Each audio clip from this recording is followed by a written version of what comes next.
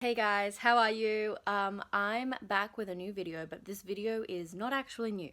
I filmed this like 2 years ago, but the product that I was reviewing went out of stock and stayed out of stock, and it finally came back in stock a couple months ago, and I just thought, you know what, I'm gonna still upload this video, but I'm gonna have to explain while it's in my really old setup. The review is still valid. I still use the sponge. It's the same now that it's been released again, and it's a really good sponge. So I thought I would just use this footage right now because I'm pulling my hair out, trying to get some videos up.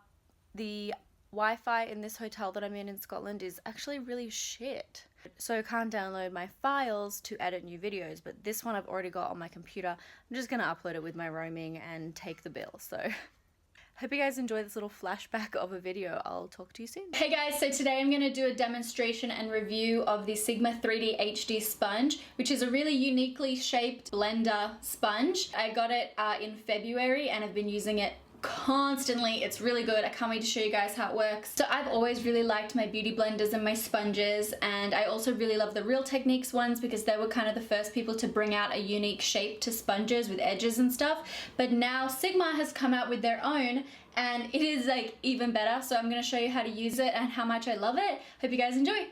First thing you have to do is wet it, obviously, just like any sponge. So here it is wet. It's gotten a lot bigger, and this is the dry one. So I already primed and I'm using my Smashbox Photo Finish Primer with my Studio Skin Foundation. Just gonna put it on the back of my hand, dab it on my faccia. And then you can use whatever side you want. I usually end up using the curved side for this. It's a nice big size. It takes barely any time to do.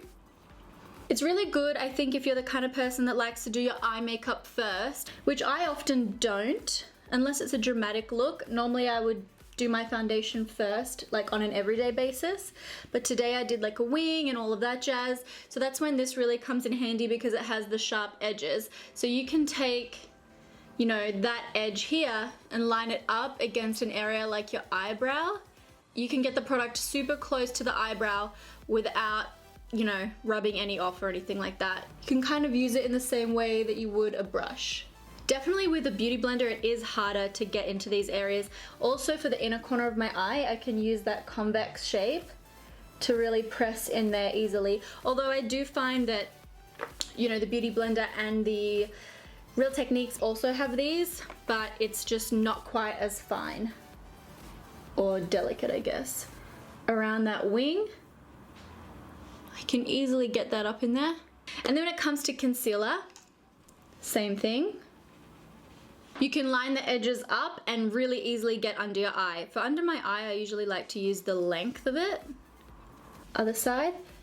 It's really good because it covers a large surface area, so you can blend out the concealer really quickly, but also you can line it up with the wing. You can get it right up underneath the lashes.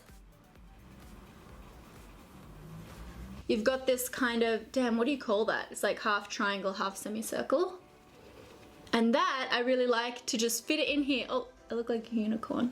Nay. Can line it up with my brows and just tidy that up. Got a bit of a contouring stick here. Can use it to blend out this, obviously.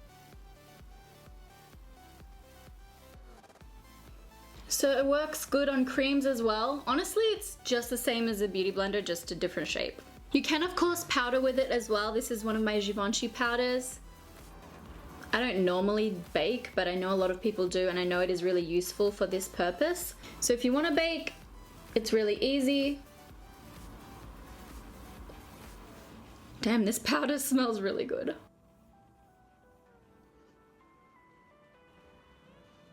You obviously need a different brush to like flick it off. When it comes to contouring, it's really easy because you can just draw straight onto this thingy. So I've just put a little bit of the contouring product here. I kind of pinch it as well to manipulate the curve.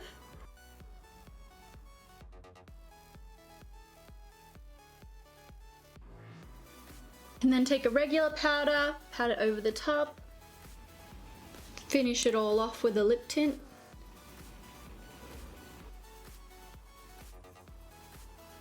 You can also use this around the lips, you know, to perfect it and kind of stamp on concealer or stamp on powder if you want to clean up your lips. So there you go, my makeup is finished. I absolutely love the effect that it gives. To me, they feel as if they're made of the exact same thing as the Beauty Blender and the Real Technique sponge.